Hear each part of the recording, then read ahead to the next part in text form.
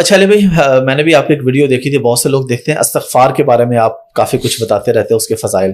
تو ایک تو اس کے حوالے سے اگر آپ کے پاس کوئی پریکٹیکل اگزامپل ہو، اور دوسرا ہم ایک عام بندی کو یہ بات لاجک سے کیسے سمجھائیں کہ بھئی تم یہ لفظ پڑھو گے تو تمہارے مسئلے ٹھیک ہو جائیں گے.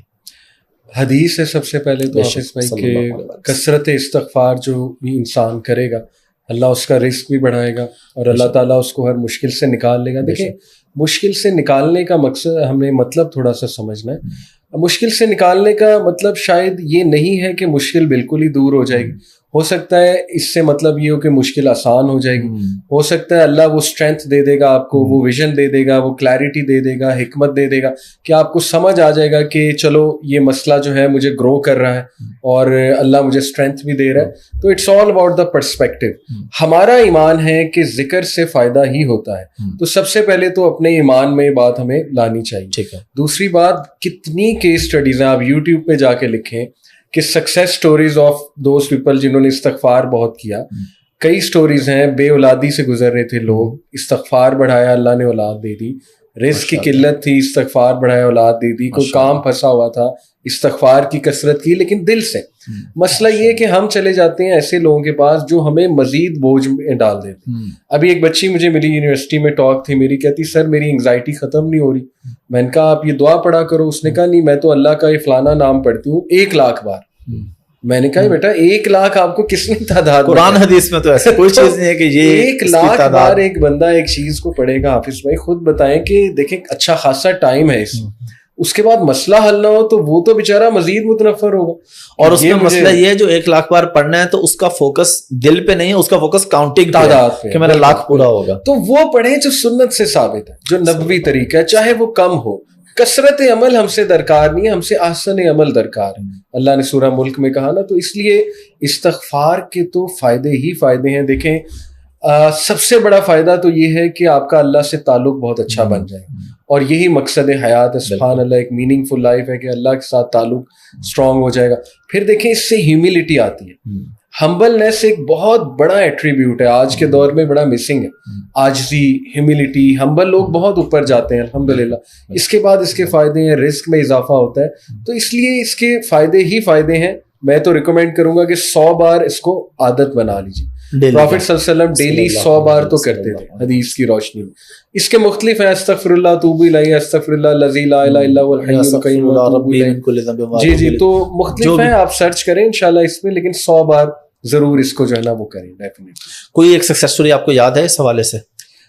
ایک ہمارے پاس آنٹی آئیں، وہ آنٹی کہہ رہا ہوں، چلے سسٹر کہہ لیتا ہوں کیونکہ وہ بے اولادی تھی انہیں.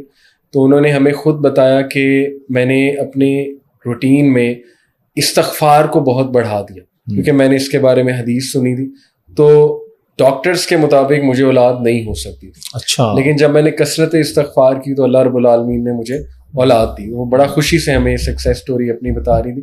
اور بھی بہت ہیں لیکن ابھی میرے ذہن میں جو اسٹرائک کر رہی ہے ایک دم سے وہ یہ ہے. اور میں نے پرسنلی اپنی زندگی میں اس کے بہت اثرات حافظ بھائی دیکھے.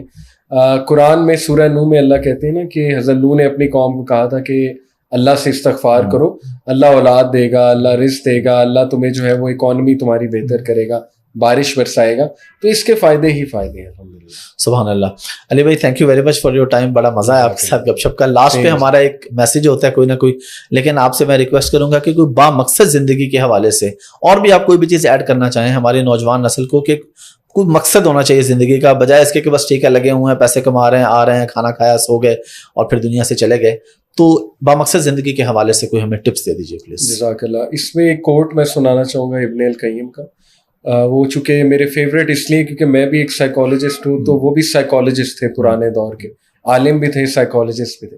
انہوں نے کہا کہ ہمارا جو دل ہے اس میں ایک آگ ہے، ایک بے چینی ہے جو کبھی نہیں بجھے گی جب تک کہ ہم اللہ کو جان نہیں لیں گے. تو با مقصد زندگی بنتی ہی تب ہے جب ہم اپنے خالق کو پہچانیں.